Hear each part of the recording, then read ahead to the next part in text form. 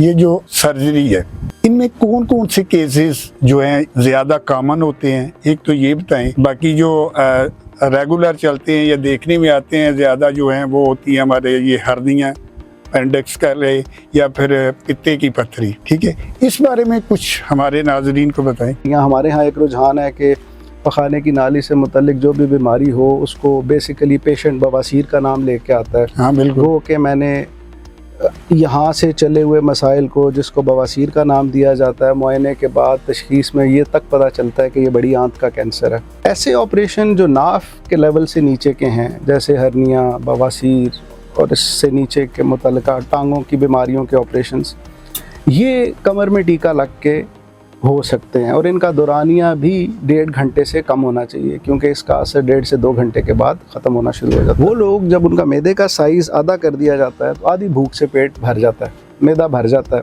आहिस्ता आहिस्ता वज़न कम होना शुरू हो जाता है। ठीक है। लेकिन चाहे आप चर्बी निकलवाएँ, जिस भी फॉर्म में ऑपरेट करवाएँ, सर्जरी के बाद जब तक आप खुराकी एहतियात और वर्जिश को ज़िंदगी का हिस्सा मामूल नहीं बनाएंगे, मोटापा जान नहीं छोड़ेगा। ये जो पित्ते की पत्थरी होती है ज़्यादातर औरतों में होती है, देखने में भी आया। ठीक है, मर्दों में कम देखी गई है, इसकी क्या वजह है, ये कुछ बताइए। अस्सलाम वालेकुम नाज़रीन, आपका मेज़बान अरशद चौधरी आज एक नए प्रोग्राम और एक नए मेहमान के साथ हाज़िर खिदमत है। आज मेरे साथ जो मेहमान शख्सियत मौजूद हैं मेडिकल के शोबा से वाबस्ता हैं, सर्जिकल स्पेशलिस्ट हैं जनाब मोहतरम डॉक्टर हारून साहब। इनसे आपकी मुलाकात कराते हैं। अस्सलाम वालेकुम। जी डॉक्टर साहब क्या हाल है? अल्लाह का शुक्र, आप ठीक हैं? अल्हम्दुलिल्लाह, बहुत शुक्रिया आप हमारे पास तशरीफ़ लेके आए, टाइम दिया, आपकी आमद का बहुत बहुत शुक्रिया। आपका भी बहुत शुक्रिया। आई एम वेरी थैंकफुल आपने मुझे इनवाइट किया और स्पेशली इस तरह के हेल्थ अवेयरनेस प्रोग्राम्स जो लोगों की डायरेक्ट सेहत से मुतल्लिका हैं उनके लिए वी आर ऑलवेज अवेलेबल। बहुत शुक्रिया, थैंक यू। प्रोग्राम की तरफ आते हैं। शोबे तो बहुत ज़्यादा थे, ये मेडिकल का शोबा चूज़ करने की क्या वजह है, इस बारे में कुछ हमारे नाज़रीन को बताइएगा। मेडिकल के शोबे में मेरा आना इस तरह हुआ कि बेसिकली मेरा अपना इंटरेस्ट तो मैथमेटिक्स में ज़्यादा था, लेकिन मेरे वालिद साहब डॉक्टर आफ्ताब साहब भी serving in Kharian for the last 40 years, almost 40 साल से, तो चाइल्ड स्पेशलिस्ट हैं। तो मेरा जब FSC के बाद फॉर्म फिलिंग का टाइम आया तो मेरी वालदा ने जो है ना जी वो अपनी अथॉरिटी का इस्तेमाल करते हुए ठीक है मेडिकल का कॉलम फिल किया। तो वंस मेडिकल में चले गए तो फिर मुझे ये फील हुआ कि ऑनरेबल एग्जिट इसी में है कि आप अच्छे तरीके से लेके चलें इसको। और जो मेडिकल की फील्ड्स थी उनमें से मेरा स्टार्ट से ही सर्जरी में स्पेशल इंटरेस्ट था और फिर उसी को मैं लेके आगे चला। और बाकी फील्ड भी काफ़ी मुश्किल है, मेडिकल सारा ही मुश्किल है, लेकिन ये जो सर्जिकल का है दूसरों से ज़्यादा मुश्किल नहीं है। हमारे पास मार्जिन ऑफ एरर 0 है, हमारे पास गलती की कोताही की गुंजाइश नहीं है। तो लेकिन एट द सेम टाइम यही चीज़ जो है ये थ्रिलिंग भी है। तो आप अगर पूरी ज़िम्मेदारी के साथ इसको लेके चलें तो एक ऐसा मरीज़ जो एक दिन आपके पास बीमार आता है, चाहे फटी हुई अपेंडिक्स के साथ आया या जिस्म से खून ज़ाया हो रहा है, और अगले दिन आप उसको प्रॉम्प्ट रिलीफ दे के वापस भेजते हैं, तो इससे ज़्यादा सूदिंग कोई और चीज़ नहीं है कि इस बंदे को ठीक करने में अल्लाह ताला की ज़ात के साथ आपने रोल प्ले किया और बंदा आपके सामने ठीक वापस जा रहा है। तो इसी चीज़ ने मुझे सर्जरी की तरफ अट्रैक्ट किया और आज तक चल रहे हैं। बड़ी बात है। और हालांकि होता ये है कि हम लोग जो होते हैं ये जो काम थोड़ा मुश्किल होता है ना, इससे कतराते हैं। क्या ख्याल है? देखने में ज़्यादा यही तो करना है लेकिन किसी न किसी ने करना है। उनमें से एक आप भी है जिन्होंने इसको चूज़ किया और अब तक कर रहे हैं। रेगुलर प्रैक्टिस करते हुए कितना अर्सा हो गया? 28 फरवरी 2016 को स्टार्ट किया था जी। अच्छा, तो 9 इयर्स ऑलमोस्ट। मैंने अपनी सर्जरी कंप्लीट की थी at the age of 32 years, 32 साल मेरी उम्र थी। तो मैं स्ट्रेट अवे, मैंने किसी एग्ज़ाम में मैं स्टक नहीं हुआ। अच्छा, स्ट्रेट अवे क्लियर करता गया। 32 इयर्स की एज पे मैं ग्रे हेयर के बगैर सर्जन बन गया। ठीक है, अब कुछ बाल ग्रे हो गए हैं। हाँ, वो ठीक है, होने भी चाहिए। जितने ग्रे हो बंदा थोड़ा सा अच्छा भी लगता है और एज वाइज और शोबे के वाले से भी थोड़ा सा उसमें फ़र्क पड़ता है। ये जो सर्जरी है इनमें कौन कौन से केसेस जो हैं ज़्यादा कॉमन होते हैं, एक तो ये बताएं। बाकी जो रेगुलर चलते हैं या देखने में आते हैं ज़्यादा जो हैं वो होती हैं हमारे ये हर्नियाँ, अपेंडिक्स का रहे या फिर पित्ते की पत्थरी, ठीक है, इस बारे में कुछ हमारे नाजरीन को बताएं। रेगुलर केसेस की जहाँ तक बात है, हम लोगों ने तो इमरजेंसी सर्जिकल प्रोसीजर्स जो हैं, एक्सीडेंट ट्रॉमा केसेस यहाँ से लेके हर जिस तरह आपने जिक्र किया, hernia, appendix, gall bladder surgery, पित्ते की पत्थरी जिसको कहते हैं, रसौलियों की सर्जरी, इन सबको ही मैनेज करना है। ऑन टॉप ऑफ दैट जो कॉम्प्लिकेशंस हैं सर्जिकल दूसरे डिपार्टमेंट से रिलेटेड, जिनको मैनेज करने के लिए हमें इंटर डिपार्टमेंटल सपोर्ट चाहिए हो, वो लोग भी जब हमें कॉल करते हैं तो on top of our own procedures हम लोगों को भी हेल्पिंग हैंड प्रोवाइड करते हैं।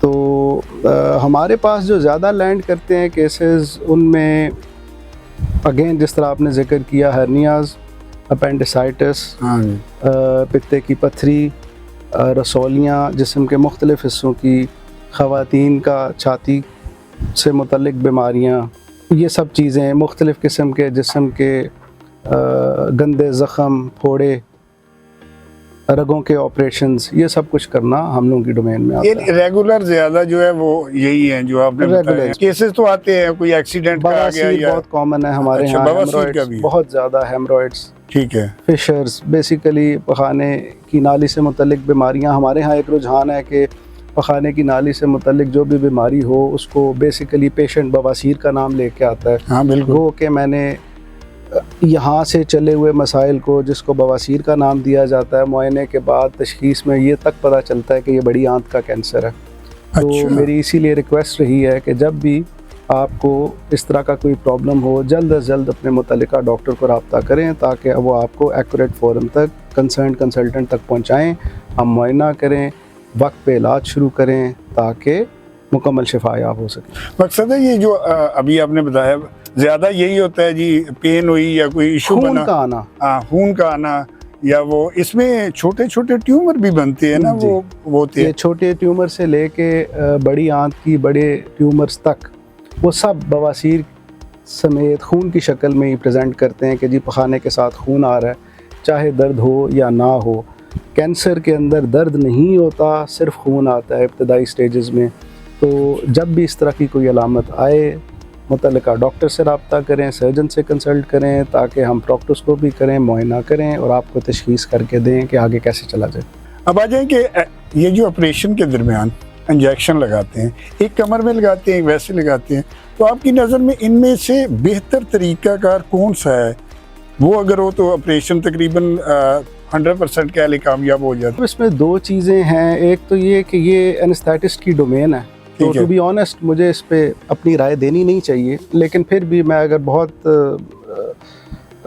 ख़ुद को रिज़र्व रख के बात करूं तो ऐसे ऑपरेशन जो नाफ के लेवल से नीचे के हैं, जैसे हर्निया, बवासीर और इससे नीचे के मुतल्लिका टांगों की बीमारियों के ऑपरेशंस, ये कमर में टीका लग के हो सकते हैं और इनका दौरानिया भी 1.5 घंटे से कम होना चाहिए, क्योंकि इसका असर 1.5 से 2 घंटे के बाद ख़त्म होना शुरू हो जाता है। ठीक है। ऐसे तमाम ऑपरेशन जो नाफ के लेवल से ऊपर के होते हैं उनमें आमतौर पे मुकम्मल बेहोशी दी जाती है। इसके अलावा जो फैक्टर्स अपना रोल प्ले करते हैं वो ये हैं कि पेशेंट की अपनी फ़िटनेस कैसी है, मरीज़ मुकम्मल बेहोशी बर्दाश्त भी कर सकता है या नहीं, मरीज़ की उम्र कितनी है। बच्चों में कमर के टीके नहीं लगाए जाते हैं 8 से 10 साल से कम उम्र की एज में। गो के अब स्टडीज़ हैं अवेलेबल, वो कहती हैं आप लगा भी सकते हैं, लेकिन हम जनरली अवॉइड करते हैं। तो ये एनेस्थेटिस्ट पे डिपेंड करता है कि वो किस तरह का एनेस्थीसिया देना चाह रहा है, मुकम्मल बेहोशी या कमर में टीका। और फिर पेशेंट के साथ उसका जब सेशन होता है बिफोर सर्जरी, तो मरीज़ और बेहोशी का डॉक्टर वो आपस में तय करके बेहोशी की नौइयत और फिर एनेस्थीसिया के हवाले से आगे चलते हैं। ये जो पेट की चर्बी है ये बढ़ रही है, इसका ऑपरेशन करवाना चाहिए डॉक्टर साहब या नहीं? इस बारे में कुछ बताइएगा हमारे नाजरीन को। डॉक्टर्स में कुछ चीज़ों को लेके हमेशा से डिफरेंस ऑफ ओपिनियन रहा है। अच्छा। पेट की चर्बी भी उनमें से एक है। ठीक है। मेरी राय ज़ाती हो सकती है, हो सकता है बहुत से हमारे कलीग्स इससे इख्तलाफ भी करें। पेट की चर्बी अगर इस हद तक बढ़ जाए कि आपकी रोज़मर्रा की ज़िंदगी को कॉम्प्रोमाइज़ करना शुरू कर दे तो ज़रूर ऑपरेट करवाएं।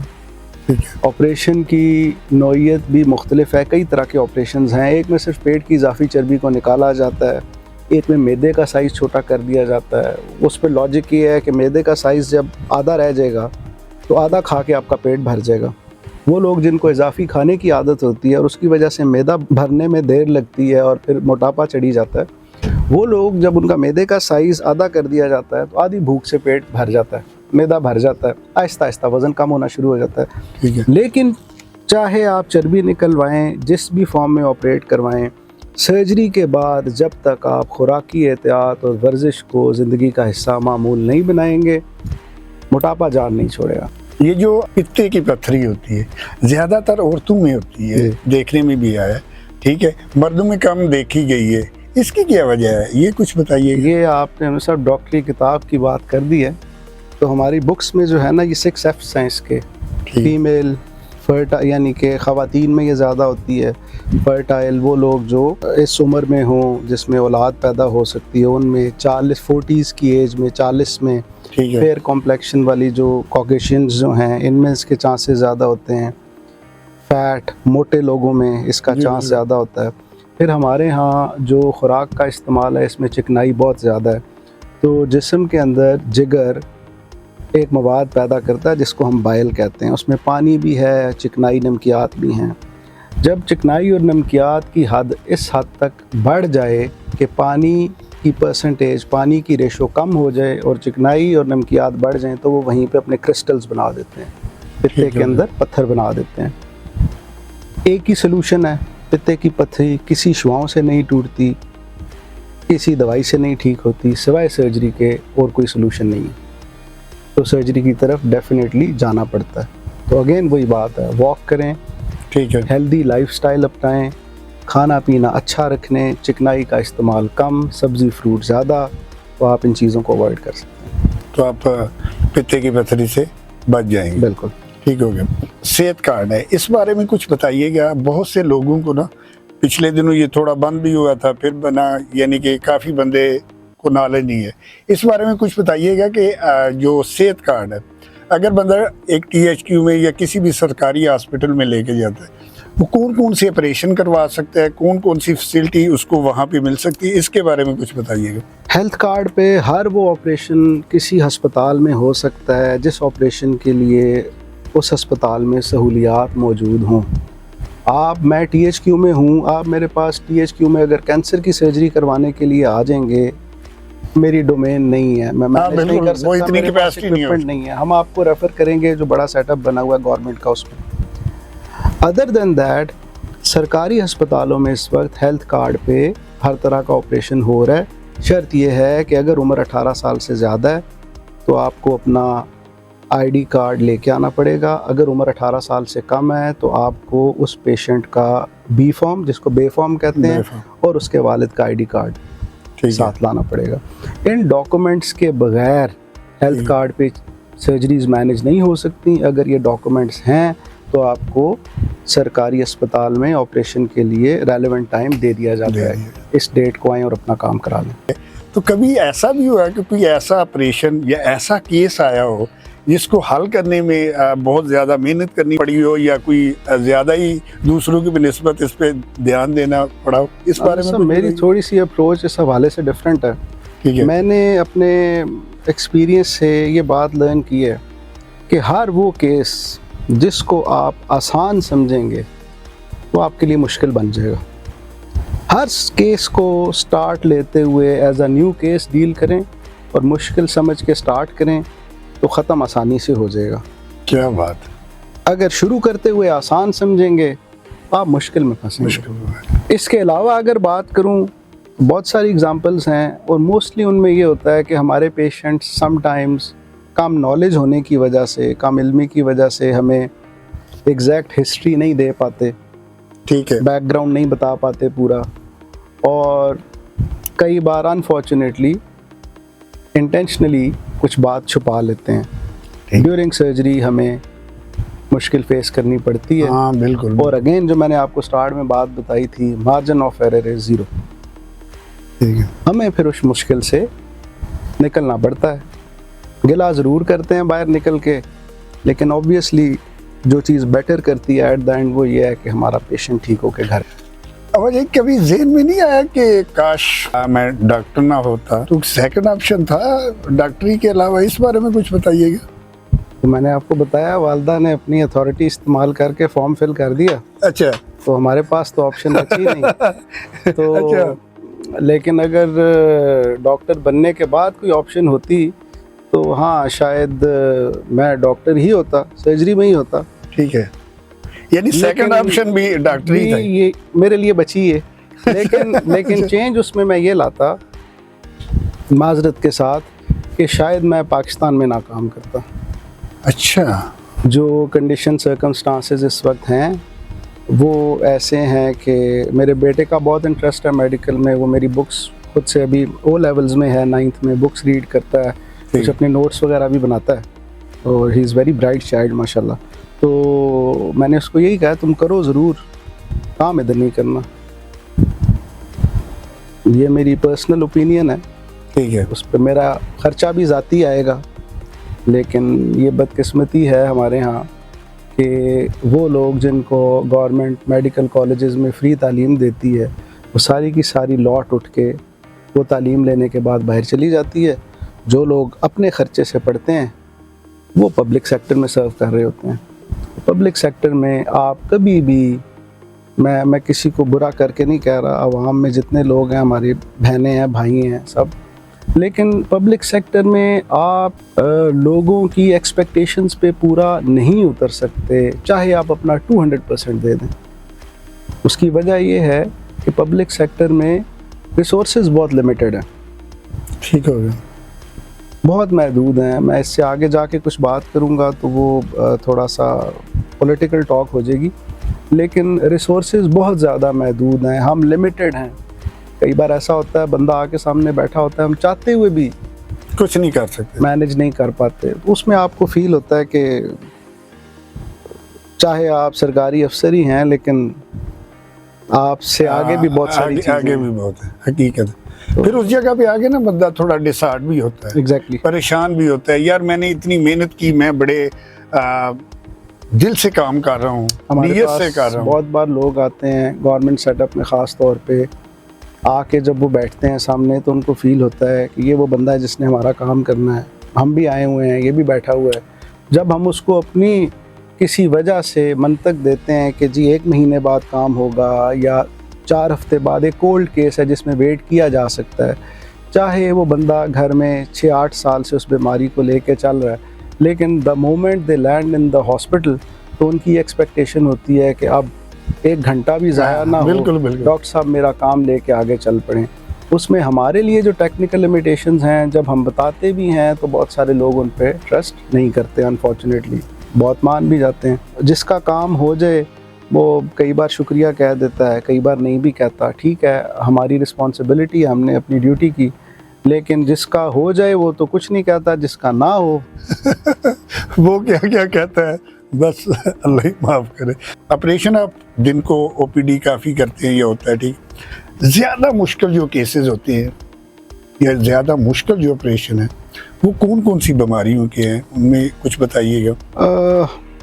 मेरे एक्सपीरियंस में वो सर्जरीज़ जो मुख्तलिफ़ जगहों से मेरे पास लैंड करते हैं, ऑपरेशन होने के बाद कोई ना कोई कॉम्प्लिकेशन या पेचीदगी हो गई हो और दोबारा सर्जरी करनी पड़े कम दौरानिए के बाद, वो सर्जरीज़ कंपैरेटिवली डिफ़िकल्ट होती हैं। हाँ बिल्कुल बिल्कुल, और उनका आउटकम भी आप प्रिडिक्ट नहीं कर सकते कि कैसा होगा।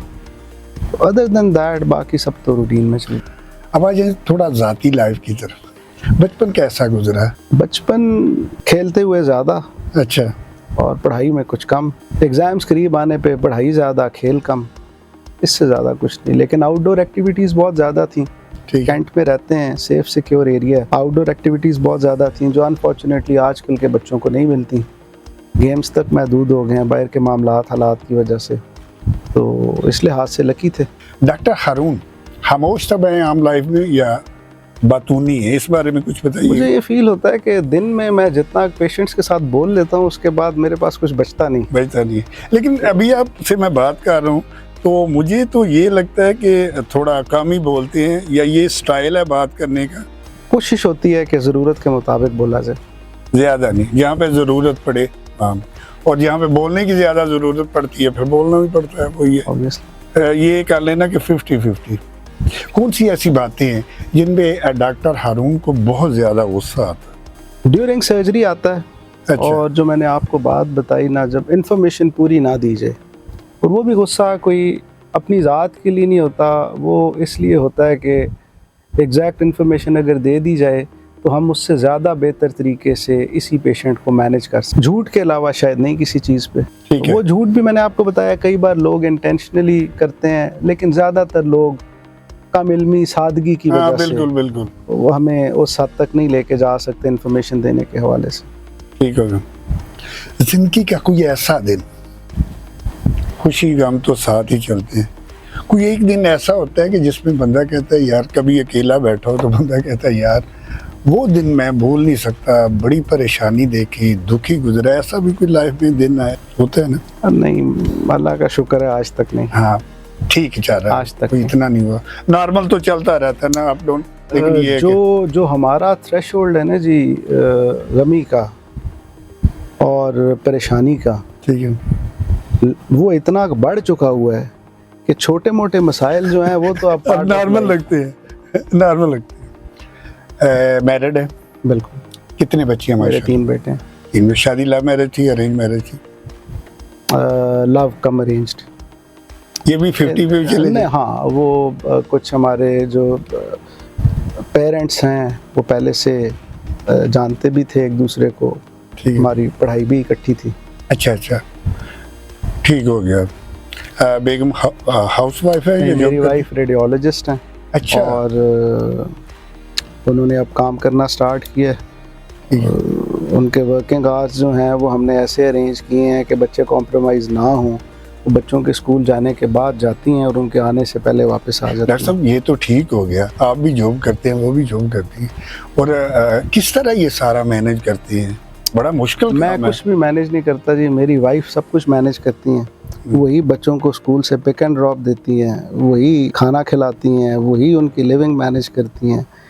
मुझे काम के टाइम पे कोई कॉल नहीं आती, ठीक। कॉल मैं खुद करता हूँ। घर से कॉल आने का मतलब ये है कि वाकई कोई बड़ा मसला है।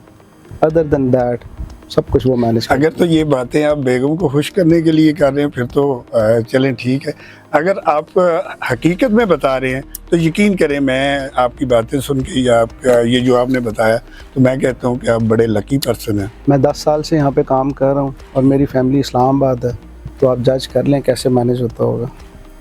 बड़ी बात है। और मैं ये भी कहता हूँ कि इस दुनिया में अगर आपकी वाइफ आपसे कंप्रोमाइज़ करती है, आपका ख्याल करती है इस दौर में, और जो आपके काम है वो भी वो कर रही है, तो मैं यही कह सकता हूँ कि आप दुनिया के लकी पर्सन हैं। और अल्लाह ताला की ज़ात से मेरी दुआ भी है कि इसी तरह आपका निज़ाम जो है चलता और रहे। इस चीज़ के साथ एक और मैं ज़रूर ऐड करना चाहूँगा, अदरवाइज़ वो क्रेडिट पूरा नहीं होगा। ठीक है। मेरे कुछ सीनियर्स भी जो फैसिलिटेट करते हैं, नाम मैं नहीं लूँगा ठीक है। क्योंकि वो चीज़ें और तरह से हैं, तो इन सब लोगों का रोल है। तो अल्लाह का शुक्र है फ़िलहाल स्मूथ चलेंगे। कर रहे हैं, अल्लाह करे जी ये चलता रहे इसी तरह। Thank you. इस पे मुझे बताएं कि अक्सर लोगों की शिकायतें होती हैं जो सरकारी हॉस्पिटल में जाते हैं, और वो यही कहते हैं जो जिन डॉक्टर हजरात के अपने क्लिनिक है या हॉस्पिटल है, ये एक तो केयरिंग काम करते हैं, ठीक है, दूसरा ये दवाइयाँ अच्छी नहीं देती, और 1-2 दिन अगर बंदा जाता है, 1-2 विज़िट करता है, तो उसके बाद ये होता है जी इधर दवाइयाँ नॉर्मल हैं, आप ऐसा करें जी मेरे क्लिनिक पे आ जाएं, इंशाल्लाह मुकम्मल ट्रीट। इस बात में कितनी सदाकत है, ये कुछ बताइएगा। उसमें ऐसे है, देखें, मैं बीइंग गवर्नमेंट सर्वेंट बहुत सारी चीज़ें ऐसी हैं जिनका मैं पाबंद हूँ, जो हाँ, मैं ठीक। डिक्लेयर नहीं कर सकता। अदरवाइज़ अगर मैं वो डिक्लेयर करूँ तो ये क्वेश्चन यहीं पे वाइंड अप हो जाए। लेकिन इसको हम अगर साइड पे रख के बात करें तो वो बात है जो मैंने आपको ड्यूरिंग द इंटरव्यू पहले से, मुझे लगता है मैंने इसका आधा जवाब दे दिया कि हमारे रिसोर्सेज लिमिटेड हैं। हमारे पास फुटफॉल बहुत ज़्यादा है पेशेंट्स का। बीमारी हमारी सोसाइटी में लगातार बढ़ती जा रही है। डेवलप्ड कंट्रीज़ में प्रिवेंशन पे काम हो रहा है इस वक्त, हेल्थ डिपार्टमेंट प्रिवेंशन पे काम कर रहा है, बीमारी होने से बचाने पे काम कर रहा है। ताकि मरीज़ जो लैंड कर रहा है उसकी मकदार कम हो। हम अनफॉर्चुनेटली उस मामले में पीछे हैं, हमारा प्रिवेंशन पे काम नहीं है। हम कहते हैं जब हो जाएगा तो हम हॉस्पिटल में जाएंगे, जब हॉस्पिटल में लैंड करेंगे तो आगे वही एक है जो 10 साल पहले भी था। बिल्कुल ठीक है जी। अगर एक गवर्नमेंट हॉस्पिटल में 4 ऑपरेशन थिएटर थे, आज भी 4 हैं, तो वो पॉपुलेशन के साथ मल्टीप्लाई तो ना हुए। ठीक है जी, over the period of time. फिर हमारे पास अगेन मार्जिन ऑफ एरर 0 है। हमने जिसको लेना है उसको ठीक करके वापस भेजना है। ये नहीं कह सकते कि 75% हो गया है, बाकी अगली बार करेंगे। तो जब इतनी एक्यूरेसी के साथ आपने काम को ज़िम्मेदारी के साथ लेके चलना है तो उसके साथ हर मरीज़ का काम करने का दुरानिया बढ़ जाता है। पर पेशेंट टाइम आप ज़्यादा स्पेंड करते हैं उसकी बेहतर मैनेजमेंट के लिए, रिकवरी के लिए। अगले आने वाले को लाइन में थोड़ा सा इंतज़ार करना पड़ता है, लेकिन हमारे यहाँ वो जो लाइन में लग के इंतज़ार करने वाला टाइम है वो बंदा पहले से घर पे गुजार आया होता है। अब सोच ये होती है कि अंदर एंटर होते साथ काम हो जाए, तो नहीं हो पाता। बहुत सारे पेशेंट्स प्राइवेट में लोगों के पास लैंड करते हैं, लेकिन इसका ये मतलब नहीं है कि वो बंदा सुबह कोई काम नहीं कर रहा। अगर गवर्नमेंट टाइम में आउटपुट आपको एक डॉक्टर दे रहा है, उस आउटपुट के साथ वो 100% डिजीज़ फ्री नहीं कर सकता इलाके को। अदरवाइज गवर्नमेंट बैन कर दे कि जो बंदा गवर्नमेंट जॉब में है शाम में प्रैक्टिस ना करे। जिसको सूट करता हुआ वो गवर्नमेंट प्रैक्टिस करेगा, जिसको ना सूट करता हुआ छोड़ देगा। तो जिसका काम, अगेन मैं बात करूँगा, ये प्लीज़ इस चीज़ पे अपना बिलीफ रखें कि हम लोग जो गवर्नमेंट सेटअप में बैठे हुए हैं, हम लोग बेहतर तरीके से आपको फैसिलिटेट करने के लिए बैठे हैं। क्योंकि गवर्नमेंट जब किसी की इंडक्शन करती है ना जी, किसी को भर्ती करती है, तो वो 100 तरह के इम्तिहान लेके पापड़ बिलवा के फिर उसको वहाँ पे बिठाती है। तो वो कॉम्पिटेंट बंदा बैठा हुआ है, उससे अपना काम लें। किसी का काम हमने कैटेगराइज किया हुआ है, अपेंडिसाइटिस हमारे लिए इमरजेंसी है, हम फ़ौरन करते हैं क्योंकि वो लाइफ थ्रेटनिंग है अगर फट जाए। बवासीर, ब्लीडिंग हो रही है, हेमरॉइड्स हैं, फ़ौरन करते हैं। ख़वातीन में छाती की गिल्टियाँ हैं, अर्लीस्ट पॉसिबल पे ऑपरेट करते हैं कि कहीं कैंसर ना निकल आए। अदर दैन दैट जो कोल्ड केसेस हैं जिसमें हर्निया और बाकी बीमारियां शामिल हैं, दीज पीपल कैन वेट, वो इंतज़ार कर सकते हैं। मैंने आपको बताया मेरी चेकअप की बारी 3.5 महीने बाद आई। बिल्कुल। आपका चेकअप तो हो गया, आपको टाइम भी मिल गया, इंतज़ार है वो करना पड़ेगा क्योंकि गवर्नमेंट सेटअप है, बारी से ही जाएंगे। और ये ऑल ओवर द वर्ल्ड ऐसे ही है, ये हमारे यहाँ नहीं है। हमारे यहाँ मसला ये है, शोर ज़्यादा पड़ जाता है। जिसका काम हो रहा है ना जी, उससे तो जो पूछेगा ना कि कहाँ से हुआ वो बताएगा कि गवर्नमेंट से। जिसका नहीं हुआ उसको कोई नहीं भी पूछेगा, वो सबको बताएगा कि मेरा तो गवर्नमेंट में नहीं हुआ। ठीक है ना? तो ये चीज़ें हैं, थोड़ा सा पब्लिक अवेयरनेस की ज़रूरत है, लोगों को काम डाउन करने की ज़रूरत है, ये समझाने की ज़रूरत है। बिलीव मी, मैंने कोई डॉक्टर नहीं देखा आज तक, मेरा यकीन है इस चीज़ पे, जो सामने वाले बंदे के लिए उसकी नुकसान की बात करे। ठीक है, आपके बेस्ट इंटरेस्ट में ही बात होगी। जो काम हो सकता है ज़रूर होगा, जो नहीं हो सकता उसके लिए माजरत हो जाएगी। सर्कमस्टांसेस, कंडीशंस बता दी हैं, हर एक को आप in detail A to Z बता नहीं सकते। टाइम का भी होता है ना डॉक्टर साहब, थोड़ा जी ये भी है क्योंकि आपके पास रश है। अगर डिटेल से किस किस को बताएंगे कि ये तरीका है, ये सिस्टम? एज पर लॉ तो हम कंसल्टेंट्स जो हैं ये 30 से ऊपर मरीज ही नहीं देख सकते। अच्छा, कहते हैं आपकी डिसीजन मेकिंग कॉम्प्रोमाइज़ हो जाती है, आप करेक्ट डिसीजन ही नहीं ले सकते। आप इंग्लैंड में एक सर्जन के केसेस निकालें, एक दिन में वो कितने करता है, 3-4 से ऊपर नहीं कर सकता। ठीक है, हम यहाँ पे परसों भी 11 करके आए हैं, पिछली लिस्ट्स निकलवाएं, 4 कब की हैं निकलेगी नहीं, 4 वाली तो बात ही नहीं है। 10 से ऊपर ही जी 22 भी किए हुए हमने THQ में एक दिन में। अच्छा, मेजर केसेस, माइनर छोटों के अलावा। तो लेकिन ये वो चीज़ है जो लाइमलाइट में, प्रोजेक्शन में इसलिए नहीं आती कि ना इसका कोई प्लेटफॉर्म है, ना हमें ज़रूरत है।